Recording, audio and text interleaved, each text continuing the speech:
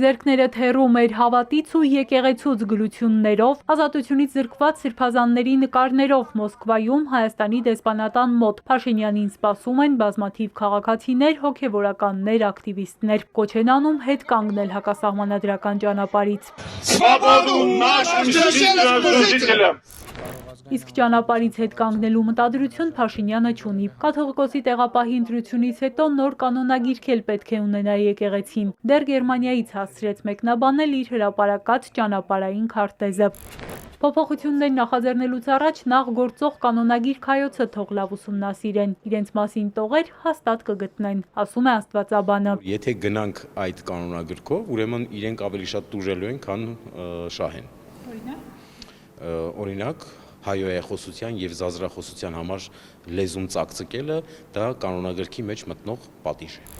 Անհիմն են պնդումները, թե հայ առաքելական եկեղեցին կանոնադրություն չունի։ Մայրաթորը թվարկել է, հայոց եկեղեցին դարեր շարունակ առաջնորդվել է եկեղեցական ժողովների ընդունած կանոններով եւ հայրապետական կոնդակներով։ Դեռևս Վազգեն առաջին կաթողիկոսի գահակալության օրոք եկեղեցին ձեռնամուխ է եղել սահմանադրության ստեղծմանը։ Աշխատանքները շարունակվել են Գարեգին առաջինի եւ ավելի լայն թափով Գարեգին երկրորդի գահակալության շրջանում։ Հայոց եկեղեցին կանոնադրություն չունի անհարկի պնդումը ճշմարտության եւ իրականության հետ որևէ աղերս չունի։ Ավելին, վեհափառ հայրապետի տնօրինությամբ ստեղծված համապատասխան հանձնախմբերը շարունակում են այս ուղղությամբ աշխատանքները վերջնական տեսքի բերելու հայ առաքելական Սուրբ եկեղեցու սահմանադրությունը, որի ընդունումը կդառնա իսկապես կարևոր եւ հանգրվանային իրադարձություն մեր եկեղեցու կյանքում։ Միևնույն ժամանակ ցավի սիրտ պետք է արձանագրենք, որ կանոնադրությունների մշակման հանձնախմբերի աշխատանքները խաթարված են, քանի որ նրանց ատենապետներն այժմ ապօրինաբար ազատազրկված են։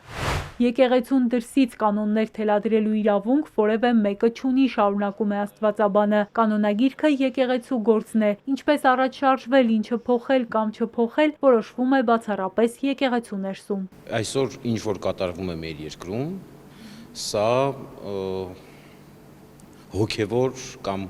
հոգեբանական վակխանալիա է։ Այսինքն սա տերորի նման մի բան է, հոգեբանական եւ հոգևոր։ Եկեղեցին բնականաբար չունի ԱԱԾ, եկեղեցին չունի թիկնապահներ, եկեղեցին չունի ոստիկանություն եւ այս ամենի դեմն առնելու համար եկեղեցին իր հոգևոր արժեքներով է կանգնում միայն ու միայն այս ամենին դիմակայելու առաջ։ Գերմանական ընկերակցությունում եվրոպական լսարանի առջև Փաշինյանը հայ առաքելական եկեղեցու թափանցիկության հարցը բարձրացրեց, որտեղից է գումար մտնում եկեղեցի, ասում է, ոչ ոք չգիտի։ Մեղադրեց եկեղեցականներին շռայլ կյանքով ապրելու համար։ Ով է այդպես ապրում։ Թող հրապարակեն, ասում է աստվածաբանը, ճիշտ հակառակի մասին են փաստերը։ Մենք գիտենք, որ եկեղեցին եւ եկեղեցականները բոլորն էլ գրեթե մեծ մասը, պատկառելի մասը ապրում են ժուժկալության մեջ։ Այնինչ տեղի ունեցավ Շիրակում Միքայել Սրբազանի կեցավայրի խուզարկության ժամանակ մենք տեսանք։ Այնտեղ որևէ մեկը շքեղություն տեսավ։ Եպիսկոպոս, արքեպիսկոպոս, Շիրակի թեմի առաջնորդ, բարձրաստիճան հոգևորական ուր էր այնտեղ շքեղություն։ Եկեղեցու ֆինանսները թափանցիկ են, հարցն այդ չէ, ըստ մասնագետի պարզապես եկեղեցի մտնելու ցանկություն ունի աշխարհիկ իշխանությունը։ Ես կարծում եմ, որ նպատակը հպատակ կաթողիկոս ունենալն է։ Ձեռնածու կաթողիկոս ունենալն է, որին իրենք, այսպես ասած,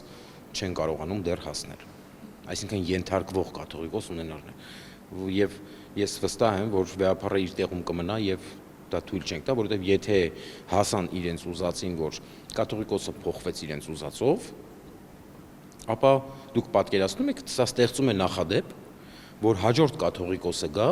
եւ հաջորդ իշխանություն ասի, գիտես ինչ, դու ինձ դուր չես գալիս։ Արի դու գնա, թող այն մյուսը գա, որովհետև նախադեպը արդեն եղել է։ Չնայած պարակտման փորձերին, եկեղեցին ներսում կուռ է, վստահեցնում է մասնագետը, իսկ Մայրաթորը հույս է հայտնել առաջիկայում տեղի կունենա ազգային եկեղեցական ժողով, որը կպատասխանի եւ լուծումներ կտա առաջադրված խնդիրներին ու մտահոգություններին։ Էրմինե Ղարիբյան, Սիմիկ Մայիլյան, Էպիկենտրոն։